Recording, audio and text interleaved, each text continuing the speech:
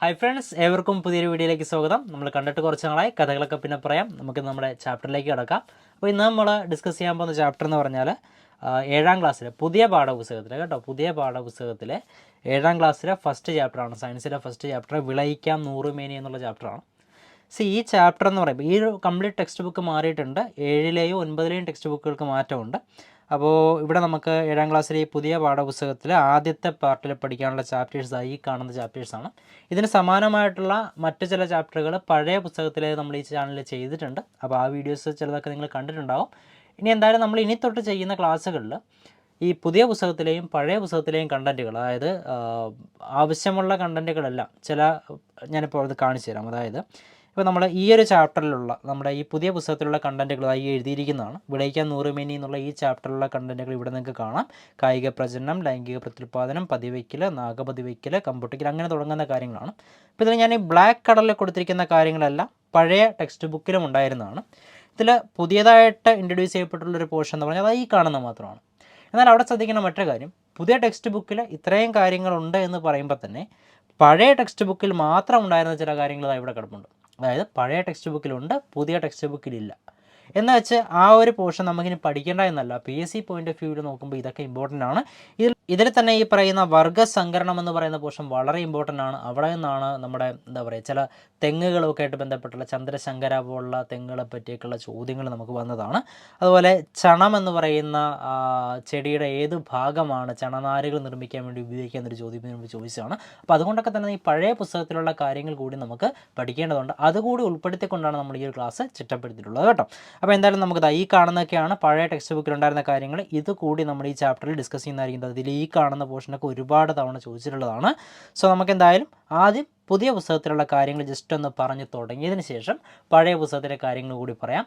ക്ലാസ്സിൻ്റെ അവസാനം നമുക്ക് ഇതിന് ശേഷമുള്ള ചോദ്യോത്തരങ്ങളും കൂടി ചെയ്തിട്ട് നമുക്ക് വൈൻഡപ്പ് ചെയ്യാം. നമുക്ക് ചാപ്റ്ററിലേക്ക് കിടക്കാം. വിളയിക്കാം നൂറുമേനി എന്നുള്ളതാണ്. കൃഷിയാണ് ഈ ഒരു ചാപ്റ്ററിൻ്റെ മെയിൻ കണ്ടൻറ്റ് എന്ന് പറഞ്ഞാൽ.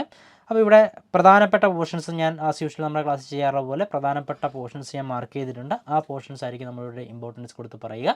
ബാക്കി കാര്യങ്ങളൊക്കെ ജസ്റ്റ് വായിച്ചു കഴിഞ്ഞാൽ തന്നെ നമുക്ക് മനസ്സിലാക്കാവുന്ന കാര്യങ്ങളേ ഉള്ളൂ. വളരെ ഇമ്പോർട്ടൻ്റ് ആയിട്ടുള്ള കാര്യങ്ങളൊന്നും അവിടെ ഉണ്ടാവില്ല. അപ്പോൾ ഇവിടെ ജസ്റ്റ് പറയുന്നത് കൃഷിയുമായി ബന്ധപ്പെട്ട് ഒരു ചെടി എങ്ങനെ ഉണ്ടാകുന്നു, അല്ലെങ്കിൽ ഒരു നിലവിലുള്ള ഒരു ചെടിയിൽ നിന്ന് പുതിയ ചെടി ഉണ്ടാക്കുന്നതുമായിട്ട് ബന്ധപ്പെട്ടുള്ള കാര്യങ്ങളാണ്. അപ്പോൾ അവിടെ ഒരു പോയിന്റ് പറഞ്ഞിരിക്കുന്ന ഒരു ചെടിയിൽ നിന്ന് പുതിയ വിത്ത് നമ്മൾ കളക്ട് ചെയ്തിട്ട് പുതിയ ചെടി ഉണ്ടാക്കുന്ന സമയത്ത് ഒരു ചെടിയുടെ ജീവിതകാലയളവിൽ ഏത് ഘട്ടത്തിലുള്ള വിത്ത് എടുക്കുന്നതായിരിക്കും ബെറ്റർ എന്നൊരു ചോദ്യം ചോദിച്ചിട്ട് അതിൻ്റെ ഉത്തരം ഇവർ തന്നെ ഇവിടെ പറഞ്ഞിട്ടുണ്ട്. നോക്കുക, ചെടിയുടെ മധ്യകാലത്തുണ്ടാകുന്ന മൂപ്പത്തിയ ഫലങ്ങളിൽ നിന്നാണ് വിത്ത് എടുക്കേണ്ടതെന്ന് പറഞ്ഞിട്ടുണ്ട്. ജസ്റ്റ് ഒന്ന് അറിഞ്ഞു വെച്ചേക്കുക. ദെൻ അതിനുശേഷം ഇവിടെ ഈ കാണുന്ന ഒരു ഇമ്പോർട്ടൻ്റ് ഒരു ബോക്സിൽ വരുന്ന കാര്യങ്ങളെല്ലാം ഇമ്പോർട്ടൻ്റ് ആണ്. അവിടെ നിന്ന് നമുക്ക് ചോദ്യങ്ങളൊക്കെ വരാറുണ്ട്. നോക്കാം. നല്ല വിളവ് ലഭിക്കാൻ ഗുണമേന്മയുള്ള വിത്ത് തിരഞ്ഞെടുക്കണം. വിത്തിൻ്റെ ഗുണമേന്മ ഉറപ്പുവരുത്താൻ വിത്തെടുക്കുന്ന ഫലം, ചെടി എന്നിവയും ഗുണമേന്മയുള്ളതായിരിക്കണമെന്ന് പറഞ്ഞിട്ടുണ്ട്. അതൊക്കെ അവിടെ നിൽക്കട്ടെ. ഇമ്പോർട്ടൻ്റ് പോർഷൻസ് ഇവിടെ തുടങ്ങുകയാണ്. അപ്പോൾ നമ്മൾ പൊതുവേ വിത്തെന്ന് പറയുന്ന വിത്ത് പാകി നമ്മൾ പുതിയ സസ്യങ്ങൾ ഉൽപ്പാദിപ്പിക്കാറുണ്ട്. എന്നാൽ വിത്തിൽ നിന്ന് മാത്രമല്ലല്ലോ, മറ്റ് ചില സസ്യഭാഗങ്ങളിൽ നിന്ന് കൂടി പുതിയ സസ്യങ്ങൾ ഉണ്ടാകാറുണ്ട്. അപ്പോൾ അത്തരത്തിലുള്ള സസ്യങ്ങൾക്ക് ഉദാഹരണമാണ് കറിവേപ്പ്, ഇഞ്ചി, ഇലമുളച്ചി, കുരുമുളക് പോലുള്ള ആൾക്കാർ. കറിവേപ്പ് എന്ന് പറയുമ്പോൾ വേരിൽ നിന്ന് പൊട്ടിമുളയ്ക്കുന്ന പോലുള്ളൊരു സസ്യമാണ്. ഇഞ്ചി എന്ന് പറയുമ്പോൾ അതിൻ്റെ ഭൂകാണ്ഡമാണ്, ഇഞ്ചിയുടെ ഭൂകാണ്ഡമാണ്. നമ്മുടെ ആക്ച്വലി ഇഞ്ചി എന്ന് പറഞ്ഞാൽ നമ്മൾ കഴിക്കുന്ന ഭാഗം എന്ന് പറയുന്നതിൻ്റെ ഭൂകാണ്ഡമാണ്. ഈ ഭൂകാണ്ഡം കുഴിച്ച് വെച്ച് കഴിഞ്ഞാൽ പിന്നീട് എന്തായിട്ട് മാറും? പുതിയ ഇഞ്ചിയായിട്ട് മാറും. ഇലമുളച്ചി എന്ന് പറയുന്ന സസ്യത്തിൻ്റെ ഇലയിൽ നിന്നും കുരുമുളകിൻ്റെ തണ്ടിൽ നിന്നുമൊക്കെയാണ് പുതിയ സസ്യങ്ങൾ ഉണ്ടാകുന്നത്. അപ്പോൾ അവിടെ നിന്ന് നമുക്ക് മനസ്സിലാക്കാനുള്ള കാര്യം കായിക പ്രജനനം, ലൈംഗിക പ്രജനനം എന്നീ രണ്ട് വാക്കുകളാണ്. നോക്കാം നമുക്ക് എന്താണ് കായിക പ്രജനനം അഥവാ വെജിറ്റേറ്റീവ് പ്രൊപ്പഗേഷൻ, അതുപോലെ ലൈംഗിക പ്രജനനം അഥവാ സെക്ഷൽ റീപ്രൊഡക്ഷൻ എന്ന് പറയുന്നത്. നോക്കാം നമുക്ക്. ഒരു സസ്യത്തിൻ്റെ കായിക ഭാഗങ്ങളായ വേര്, തണ്ട്, ഇല, ഭൂകാണ്ഡം എന്നിവയിൽ നിന്ന് പുതിയ തൈകൾ ഉണ്ടാകുന്ന പ്രക്രിയയാണെന്ത്? കായിക പ്രജനനം. അപ്പോൾ നമ്മൾ നേരത്തെ പറഞ്ഞ വേപ്പായിക്കോട്ടെ, കുരുമുളക് ആയിക്കോട്ടെ, ഇതിനെല്ലാം എന്തിൽപ്പെടുത്താം? കായിക പ്രജനനത്തിൻ്റെ കൂട്ടത്തിൽപ്പെടുത്താം. ഇത് അലൈംഗിക പ്രത്യുൽപാദനമാണ്. ഇത് ലൈംഗിക പ്രത്യുൽപാദനമല്ല. ലൈംഗിക പ്രത്യുൽപാദനം എന്ന് പറയുമ്പോൾ അണ്ടത്തിൻ്റെയും ബീജത്തിൻ്റെയൊക്കെ സംയോജനം അവിടെ ഉണ്ടാകണം. സസ്യങ്ങളുടെ കേസിലാണെങ്കിൽ ഈ പൂമ്പൊടി എന്ന് പറയുന്നത് അണ്ടാശയത്തിലെത്തണം, അതിനുശേഷം വിത്ത് ഉണ്ടാകണം. ഈ പ്രോസസ്സ് ഒന്നും ഇല്ലാതെ കണ്ട് തന്നെ ഒരു പുതിയ സസ്യം ഉണ്ടാകുകയാണെങ്കിൽ അത്തരം പ്രത്യുൽപാദനത്തെ അറിയപ്പെടുന്ന പേരാണെന്ത്? കായിക പ്രജനനം എന്നറിയപ്പെടുന്നത്. അതേസമയത്ത് വിത്തുകൾ ഉണ്ടാകുന്ന ലൈംഗിക പ്രത്യുൽപാദനത്തിലൂടെയാണ്. വിത്ത് മുളച്ചും തൈകൾ ഉണ്ടാകാമല്ലോ. ഇത്തരം പ്രത്യുൽപാദന രീതിയാണെന്ത്? ലൈംഗിക പ്രത്യുൽപാദനമെന്ന് അറിയപ്പെടുന്നത്. ഇനി ഇവിടെ ഒരു ടേബിൾ കൊടുത്തിട്ടുണ്ട്. കായിക പ്രജനനത്തിനും ലൈംഗിക പ്രത്യുൽപാദനത്തിനും അതിൻ്റെ എക്സാമ്പിളുകൾ ചോദിച്ചിട്ടുണ്ട്.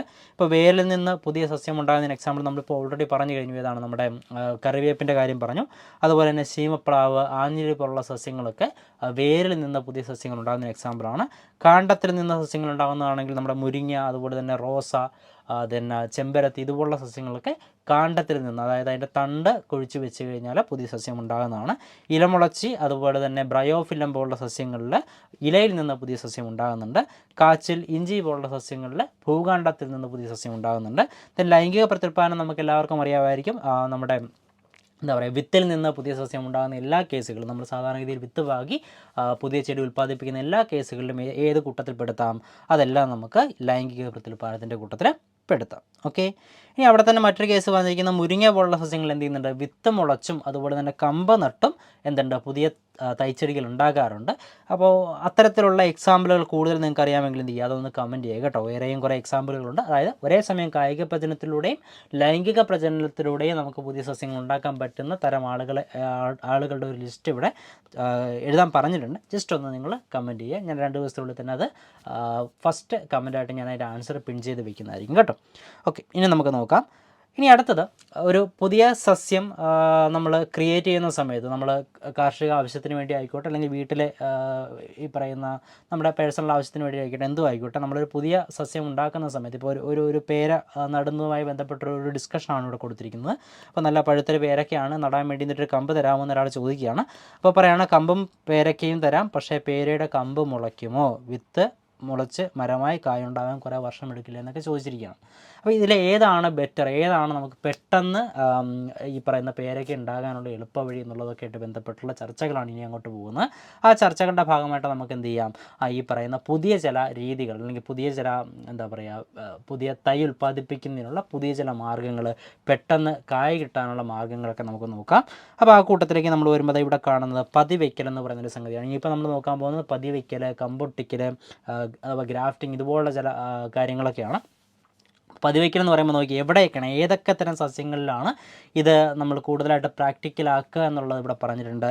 പേര, സപ്പോർട്ട, ചാമ്പ, ബദാം, അത്തി തുടങ്ങിയ സസ്യങ്ങളിൽ മാതൃസസ്യത്തിൻ്റെ കമ്പുകളിൽ വേര് മുളപ്പിച്ചതിന് ശേഷം ആ ഭാഗം മുറിച്ച് നട്ട് പുതിയ തൈകളുണ്ടാകാം. അപ്പോൾ നിലവിലൊരു സസ്യം ഉണ്ട്. ആ സസ്യത്തിൽ നമ്മൾ എന്ത് ചെയ്യുകയാണ്? ആ സസ്യത്തിൻ്റെ കമ്പിൽ നമ്മൾ എന്ത് ചെയ്യണം? ഒരു വേര് മുളപ്പിക്കാൻ പോവുകയാണ്. അത് എങ്ങനെയാണെന്ന് ഇവിടെ കാണിച്ചിട്ടുണ്ട്. ഏതെങ്കിലും ഒരു മെയിൻ തടിയിൽ നിന്ന് മാറി നിൽക്കുന്ന ഒരു മുകുളത്തിൽ നമ്മൾ എന്ത് ചെയ്യുകയാണ്? ചെറിയൊരു ബ്ലേഡ് കൊണ്ടോ കത്തി കൊണ്ടോ ഒക്കെ ചെറിയൊരു പോർഷൻ ആ തൊടിയൊക്കെ ഒന്ന് ചെത്തി അങ്ങ് മാറ്റുന്നു. എന്നിട്ട് അവിടെ എന്ത് ചെയ്യുകയാണ്? കുറച്ച് ചകിരിച്ചോറും കുറച്ച് വളമൊക്കെ വെച്ച് കെട്ടി നല്ല രീതിയിൽ അവിടെ വെക്കുന്നു. കുറച്ച് ദിവസങ്ങൾ കഴിഞ്ഞ് നമ്മൾ നോക്കുമ്പോൾ എന്ത് ചെയ്യാൻ സാധിക്കും? ഈ പറയുന്ന ഭാഗത്ത് നമ്മൾ ആ ചകിരിച്ചോറ് വെച്ച് കെട്ടിയ ഭാഗം അഴിച്ച് നോക്കിക്കഴിഞ്ഞാൽ അവിടെ വേര് വന്നിരിക്കുന്നത് കാണാം. ഇനി നമ്മൾ ഇവിടെ വെച്ച് അങ്ങ് കട്ട് ചെയ്യുന്നു. അത് കട്ട് ചെയ്തിട്ട് നേരെ ഏതെങ്കിലും നല്ല വളമുള്ളൊരു സ്ഥലം സെറ്റ് ചെയ്തിട്ട് അവിടെ നമ്മളത് നട്ട് കഴിഞ്ഞാൽ അവിടെ തൊട്ട് ആ ചെടി പുതിയൊരു ചെടിയായിട്ട് വളരുന്നതായിരിക്കും.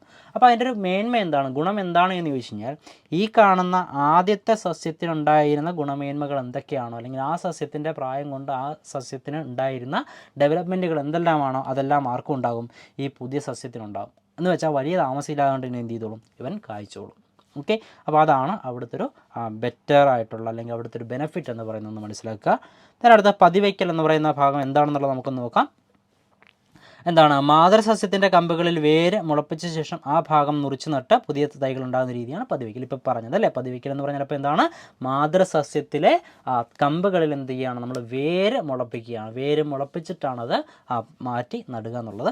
അവിടെ തന്നെ ഒരു പുതിയ പോർഷൻ, നമ്മുടെ പഴയ ടെക്സ്റ്റ് ബുക്കിൽ ഇല്ലാതിരുന്ന ഒരു പുതിയ പോർഷൻ നോക്കാം. നാഗ പതിവയ്ക്കൽ എന്ന് പറയുന്നത്, അല്ലെങ്കിൽ സർപ്പൻറ്റൈൻ ലെയറിങ് എന്ന് പറയുന്ന ഒരു പോർഷൻ ഇവിടെ ഇൻട്രൊഡ്യൂസ് ചെയ്തിട്ടുണ്ട്. എന്താണെന്ന് നോക്കാം. കുരുമുളക് പോലുള്ള ചെടികളിൽ, അപ്പോൾ ഒന്ന് ശ്രദ്ധിച്ചേക്കണം, എവിടെയാണ് കുരുമുളക് കേട്ടോ. കുരുമുളക് പോലുള്ള ചെടികളുടെ നീളമുള്ള ശാഖകൾ മണ്ണിനടിയിലേക്ക് വളച്ചു വെച്ച പല ഭാഗങ്ങളിൽ, അല്ലെങ്കിൽ പർവ്വങ്ങളിൽ ഇടവിട്ട് മണ്ണിട്ട് മൂടിയും പതിവയ്ക്കാം. അപ്പോൾ ഇപ്പോൾ നമ്മൾ ചെയ്തതെന്ന് വെച്ചാൽ, ഒരു സസ്യത്തിലെ ഏതെങ്കിലും ഒരു കമ്പ് എടുത്തിട്ട് ആ കമ്പിൽ നമ്മൾ എന്ത് ചെയ്തു? മണ്ണ് അങ്ങോട്ട് കൊണ്ട് വെച്ച് പൊത്തി കെട്ടുകയായിരുന്നു.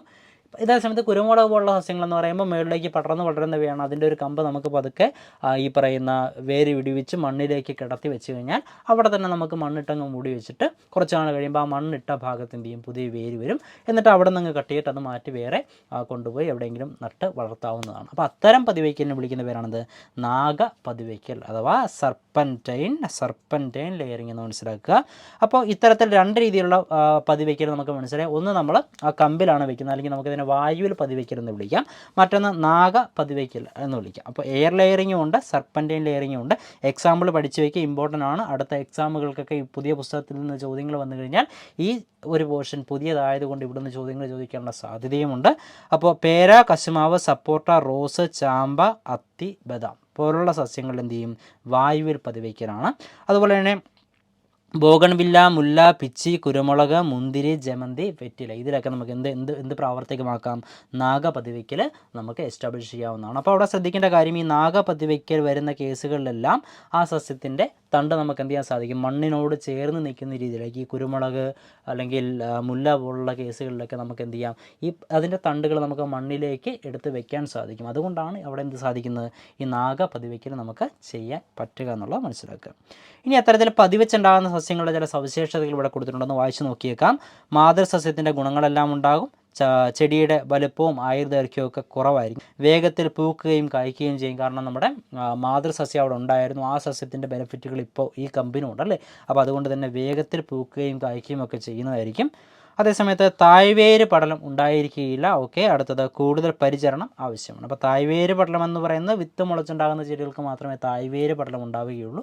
തായ്വേരെന്ന് പറഞ്ഞാൽ അറിയാമല്ലോ, ഈ വേരെന്ന് പറയുന്നത് നല്ല രീതിയിൽ താഴത്തേക്ക് പോകുന്ന ആ ഒരു എന്താ പറയുക മെയിൻ വേരാണ് നമ്മൾ താഴ്വേരെന്ന് വിളിക്കുക. അതിനകത്ത് തായ്വേര് പടലം ഉണ്ടാവില്ല, നാരുവേര് പടലമായിരിക്കും. ഇങ്ങനെ നമ്മുടെ പുല്ലിനൊക്കെ കാണുന്ന പോലുള്ള ചെറിയ രീതിയിലുള്ള വേര് ആയിരിക്കും ഉണ്ടാവുക.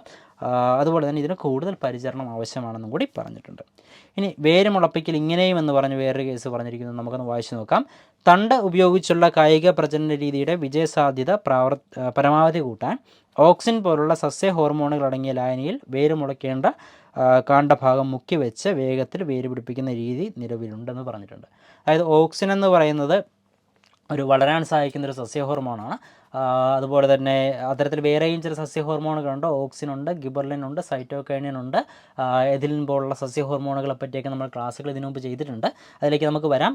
മറ്റൊരു കാര്യങ്ങൾ പറഞ്ഞേക്കട്ടെ, ഈ ക്ലാസ്സിന് ശേഷം നമ്മൾ മറ്റൊരു വീഡിയോ ചെയ്യുന്നതായിരിക്കും. അത് ഈ ഒരു ടെക്സ്റ്റ് ബുക്കിലെ കണ്ടൻറ്റിനെ ബേസ് ചെയ്തിട്ടുള്ള ചോദ്യങ്ങളും ഇതിന് പുറത്തു നിന്നും ഈ ഒരു കണ്ടൻറ്റുമായി ബന്ധപ്പെട്ട PSC ചോദിക്കാൻ സാധ്യതയുള്ള ചോദ്യങ്ങളൊക്കെ ഉൾപ്പെടുത്തിക്കൊണ്ടുള്ളൊരു ഒരു സെഷനായിരിക്കും. ആ സെഷനിൽ ഇത്തരത്തിലുള്ള സസ്യ ഹോർമോണുകളും മറ്റു കാര്യങ്ങളൊക്കെ നമ്മൾ ഉൾപ്പെടുത്തുന്നതായിരിക്കും. അപ്പോൾ എന്തായാലും ഇവിടെ ഈ ഒരു ഹോർമോൺ ഓർത്ത് വെച്ചേക്കുക. വേര് മുളയ്ക്കാൻ വേണ്ടിയിട്ട് ഈ പറയുന്ന ഇത്തരത്തിലുള്ള തണ്ട് ഉപയോഗിച്ചുള്ള പ്രജനന രീതിയിൽ ഉപയോഗിക്കുന്ന ഹോർമോൺ എന്ന് ചോദിച്ചാൽ ഏത് വേണം, അത് ഓക്സിനാണെന്ന് ഒന്ന് പറഞ്ഞേക്കണം. ഓക്കെ, ഇനി നമുക്ക് നോക്കാം. അടുത്താണ് കമ്പൊട്ടിക്കൽ. ഇപ്പോൾ നമ്മൾ പതിവയ്ക്കലാണ് പറഞ്ഞത്. ഇനി അടുത്ത് നമ്മൾ കമ്പൊട്ടിക്കൽ എന്ന് പറയുന്ന ഒരു പുതിയൊരു മെത്തേഡ് നമ്മൾ പരിചയപ്പെടാൻ പോവുകയാണ്. എന്തൊക്കെയാണ്? അപ്പോൾ ഇവിടെ പറഞ്ഞിരിക്കുന്ന ഇതാണ്. നമ്മുടെ കയ്യിൽ ഒരു നാടൻ മാവുമുണ്ട്, ഒരു മറുനാടൻ മാവുമുണ്ട്. നമ്മുടെ നാട്ടിൽ വളരാത്ത, നമ്മുടെ നാട്ടിൽ അത്ര സിമ്പിളായിട്ട് പിടിച്ച് കിട്ടാത്തൊരു മാവുമുണ്ട്. അപ്പോൾ ഈ രണ്ട് മാവുകൾ നമുക്കുണ്ട്. അതേസമയത്ത് ഇവൻ്റെ ഈ നീലം മാവിൻ്റെ ഒരു പുതിയ സസ്യം നമുക്കിവിടെ വീട്ടിൽ വളർത്തണം, അതിൻ്റെ ഒരു കായ നമുക്ക് ഉണ്ടാക്കിയെടുക്കണം എന്നൊക്കെ പറഞ്ഞാൽ അത് മറുനാടനായതുകൊണ്ട് ഒരു പക്ഷേ നമ്മുടെ നാട്ടിലെ മണ്ണിൽ അത് കൃത്യമായിട്ട് പിടിച്ച് വളരാനൊന്നും സാധ്യതയില്ല. അതേസമയത്ത് നമ്മുടെ ഒരു നാടൻ മാവിൻ്റെ പുറത്താണ് ഇവനെ നമ്മൾ ലോഡ് ചെയ്യുന്നതെങ്കിൽ, അതായത് മണ്ണുമായിട്ട് ടച്ചുള്ളത് ഈ നാടൻ മാവിനും, അതേസമയത്ത് ഈ നാടൻ മാവ് ഇങ്ങനെ പൊങ്ങി വരുന്നിട്ട് ബാക്കി എന്തായിട്ട് മാറുന്നു, നീലം മാവായിട്ട് മാറുകയാണ്. അങ്ങനെ ഒരു സെറ്റപ്പ് ഉണ്ടാക്കിയെടുക്കാൻ സാധിച്ചു കഴിഞ്ഞാൽ അതൊരു സക്സസ്ഫുൾ ഐഡിയ ആയിരിക്കും. അതാണ് ശരിക്കും ഈ കമ്പൊട്ടിക്കൽ എന്ന് പറയുന്ന പരിപാടി. നമുക്കൊന്ന് നോക്കാം എന്താണ് സംഭവം എന്നുള്ളത് നോക്കാം. ഓക്കെ, അവിടെ ചെയ്തിരിക്കുന്നത് ഇത്രയേ ഉള്ളൂ. 6 മാസം മുതൽ 1 വർഷം വരെ പ്രായമുള്ള മൂവാണ്ടൻ മാവിൻ്റെ തൈ തിരഞ്ഞെടുക്കുക. അതായത് നമ്മുടെ നാടൻ മാവിൻ്റെ ഒരു തൈ നമ്മൾ തിരഞ്ഞെടുത്തു. അത്യാവശ്യം പ്രായമുള്ളതാണ്. ഒരു 6 മാസം മുതൽ 1 വർഷം വരെ പ്രായമുള്ള ചെറിയൊരു തൈയാണ്. ഇനി അതിനെ ആ തൈ എന്ന് പറഞ്ഞാൽ അത് വേരോട് കൂടി ആ തൈ ആയിരിക്കും. ആ വേരോട് കൂടി നമ്മളതിനെ വെക്കുകയാണ്. അതിനെ നമ്മൾ വിളിക്കുന്ന പേരാണ് റൂട്ട് സ്റ്റോക്ക് എന്ന് വിളിക്കുന്നത്. എന്താണ് റൂട്ട് സ്റ്റോക്ക്? വേരുള്ള ആ റൂട്ട് സ്റ്റോക്ക് എന്നാണ് വിളിക്കുക. ഇനി അടുത്ത എന്താണ്? നല്ല കായ്ഫലമുള്ള നീലം മാവിൽ നിന്ന് റൂട്ട് സ്റ്റോക്കിൻ്റെ അതേ വണ്ണമുള്ള കമ്പ് മുറിച്ചെടുക്കുക. അതായത് നമ്മൾ ഈ നേരത്തെ തിരഞ്ഞെടുത്ത് വെച്ചിരിക്കുന്ന മൂവാണ്ടൻ മാവിൻ്റെ കമ്പിൻ്റെ അതേ വലുപ്പമുള്ളൊരു കമ്പ് നമ്മൾ എന്ത് ചെയ്യുകയാണ്? നല്ല കായ്ഫലമുള്ള നീലം മാവ് അല്ലെങ്കിൽ മറുനാടൻ മാവിൽ നിന്ന് നമ്മൾ മുറിച്ചെടുക്കുകയാണ്. മറുനാടൻ മാവിൽ നിന്ന് നമ്മൾ മുറിച്ചെടുക്കുകയാണ്. എന്നിട്ട് ഇത് അവിടെ മനസ്സിലാക്കേണ്ട കാര്യം, ആ പുതിയതായിട്ട് മുറിച്ചെടുത്ത ഈ മറുനാടൻ മാവിനെ വിളിക്കുന്ന പേരാണെന്ത്? സയൺ എന്നാണ് വിളിക്കുന്നത്. എന്താ വിളിക്കുക? സയൺ എന്നാണ് വിളിക്കുക. അപ്പോൾ അങ്ങനെ നമുക്കൊരു റൂട്ട് സ്റ്റോക്കും ഉണ്ട്, ഒരു സയനും ഉണ്ട്. റൂട്ട് സ്റ്റോക്ക് എന്ന് പറയുന്നത് നാടൻ ഇനമാണ്, സയൺ എന്ന് പറയുന്നത് മറുനാടൻ ഇനമാണെന്ന് ഓർത്ത് വെച്ചേക്കണം. എന്നിട്ട് അവിടെ എന്താണ് ചെയ്യുകയെന്ന് ചോദിച്ചു കഴിഞ്ഞാൽ, ഈ പറയുന്ന റൂട്ട് സ്റ്റോക്കിലേക്ക് നമ്മൾ നമ്മുടെ സയണിനെ എന്ത് ചെയ്യുകയാണ്, അങ്ങോട്ട് കട്ട് ചെയ്തിട്ട് ഇറക്കി വെക്കുകയാണ് അവിടെ ചെയ്യുക. എന്നിട്ട് അവിടെ അത്യാവശ്യം കുറച്ച് നാൾ കെട്ടി നല്ല എന്താ പറയുക, ഇവർ പരസ്പരം ഒന്ന് ചേരുന്നതിന് വേണ്ടിയിട്ടുള്ളൊരു ടൈം കൊടുക്കുകയാണ് അവിടെ ചെയ്യുക. നമുക്ക് എന്തായാലും ഇതൊന്ന് ജസ്റ്റ് വായിച്ച് നോക്കാം, അത് മാത്രം മതിയാകും. ഇവിടെ നമുക്കൊന്ന് വായിക്കാം. ഗുണമേന്മയുള്ള സസ്യത്തിൻ്റെ കമ്പ് അതേ വർഗ്ഗത്തിൽപ്പെട്ട വേരോട് കൂടിയ മറ്റൊരു സസ്യത്തിൽ ഒട്ടിച്ചു ചേർത്ത് മികച്ച ഇനം തൈ ഉൽപ്പാദിപ്പിക്കുന്ന രീതിയാണ് കമ്പൊട്ടിക്കൽ. ഒട്ടിക്കാനായി തിരഞ്ഞെടുത്ത വേരോട് കൂടിയ ചെടിയെ റൂട്ട് സ്റ്റോക്ക് എന്നും, അതാണ് ഇമ്പോർട്ടൻ്റ് കേട്ടോ, വേരോട് കൂടിയ ചെടിയെ റൂട്ട് സ്റ്റോക്ക് എന്നും ഒട്ടിക്കുന്ന കമ്പിനെ സയൺ എന്നുമാണ് വിളിക്കുക. ഓക്കെ, അപ്പോൾ ആ ഒരു കേസ് ഓർത്ത് വെച്ചേക്കണം. അപ്പോൾ ഇതിനെയാണ് നമ്മൾ പൊതുവെ ഒട്ടുമാവെന്നൊക്കെ നമ്മൾ വിളിക്കുക. അപ്പോൾ താഴത്ത് അതൊരു നാടൻ ഇനമായിരിക്കും, മുകളിലേക്ക് വരുമ്പോൾ അത് മറ്റൊരു ഇനമായിട്ട് നമുക്ക് കാണാൻ സാധിക്കും. ഓക്കെ, then അടുത്ത് നമ്മളിനി ഈ ഒരു ചാപ്റ്ററിൽ വളരെ ഇമ്പോർട്ടൻ്റ് ആയിട്ട് നമുക്ക് അടുത്ത് നോക്കേണ്ട പോർഷൻ എന്ന് പറയുമ്പോൾ മുകുളം ഒട്ടിക്കൽ എന്ന് പറയുന്നൊരു ഭാഗമാണ്, അല്ലെങ്കിൽ ബഡ്ഡിങ് എന്ന് പറയുന്ന ഭാഗമാണ്. ഈ ബഡ്ഡിങ് എന്ന് പറയുന്ന കേസ് എന്ന് പറയുമ്പോൾ അവിടെ എന്താ ചെയ്യുകയെന്ന് വെച്ചാൽ, നേരത്തെ പറഞ്ഞ കമ്പിന് പകരം മുകുളം ഒട്ടിക്കലാണ്. ഗുണമേന്മയുള്ള ഒരു സസ്യത്തിൻ്റെ മുകുളം അതേ വർഗ്ഗത്തിൽപ്പെട്ട വേരോട് കൂടിയ മറ്റൊരു സസ്യത്തിൽ ഒട്ടിച്ചേർത്ത് മികച്ച നടീൽ വസ്തു ഉണ്ടാക്കുന്ന രീതിയാണിത് മുകുളം ഒട്ടിക്കലെന്ന് പറയുക. ഇവിടെ അതിൻ്റെ ഇമേജ് കൊടുത്തിട്ടുണ്ട്. ഒരു സസ്യത്തിൻ്റെ തൊലിയിൽ നിന്ന് അല്ലെങ്കിൽ ആ പുറമേയുള്ള പോർഷനിൽ നിന്ന് കുറച്ച് ഭാഗം അങ്ങ് കട്ട് ചെയ്ത് കളഞ്ഞിട്ട് മറ്റൊരു സസ്യത്തിൻ്റെ നമുക്ക് ഏതിനെയാണ് ഇൻട്രൊഡ്യൂസ് ചെയ്യേണ്ടത്. ഇപ്പോൾ ഫോർ എക്സാമ്പിൾ നമ്മുടെ ഒരു ചുവപ്പ് കളറുള്ളൊരു ചെമ്പരത്തി ചെടിയുണ്ട്, അതിൽ നമുക്ക് വെളുത്ത കളറിലുള്ളൊരു ചെമ്പരത്തിയെ കൂടെ അതിൽ ഇൻട്രൊഡ്യൂസ് ചെയ്യണമെന്ന് വിചാരിക്കുക. ആ ഒരു ചെമ്പരത്തി കൂടി അതിൽ നമുക്ക് വളരുന്നത് കാണണമെന്ന് വിചാരിക്കുക. അപ്പോൾ ഈ ചുവന്ന ചെമ്പരത്തിയുടെ തണ്ടിൻ്റെ കുറച്ച് പോർഷൻ നമ്മളങ്ങനെ ആ തൊലിയുടെ കുറച്ച് പോർഷൻ ചെത്തി മാറ്റുകയാണ്. എന്നിട്ട് അവിടേക്ക് എന്ത് ചെയ്യണം, ഈ വെളുത്ത ചെമ്പരത്തിയുടെ ഒരു മുകുളം ഒരു മുകുളം കൊണ്ടുവന്നിട്ട് അങ്ങോട്ട് വെച്ചിട്ട് നേരത്തെ ചെയ്ത പോലെ കെട്ടി സെറ്റാക്കി വെക്കുന്നു. കുറച്ചാൾ കഴിയുമ്പോൾ അവരെന്ത് ചെയ്യും, ഒരുമിച്ച് ചേർന്നങ്ങ് വളരുന്നത് കാണാൻ സാധിക്കും. ഓക്കെ, അപ്പോൾ ഈ രീതിയിൽ നമുക്ക് വേണമെങ്കിൽ ഒരൊറ്റ ചെടിയിൽ തന്നെ, ഒറ്റ വേരിൽ നിന്ന് തുടങ്ങുന്ന ഒറ്റ ചെടിയിൽ തന്നെ പല കളറിലുള്ള പൂക്കൾ, ഒരൊറ്റ ചെമ്പരത്തിയിൽ തന്നെ പല നിറത്തിലുള്ള ചെമ്പരത്തി പൂക്കളൊക്കെ കൊണ്ടുവരാൻ സാധിക്കും. ആ പരിപാടി വിളിക്കുന്നവരാണ് ബഡ്ഡിങ് എന്ന് പറയുന്നത് കേട്ടോ. അടുത്താണ് ഈ ചാപ്റ്ററിലെ വർഗ്ഗസംകരണം എന്ന് പറയുന്നത്.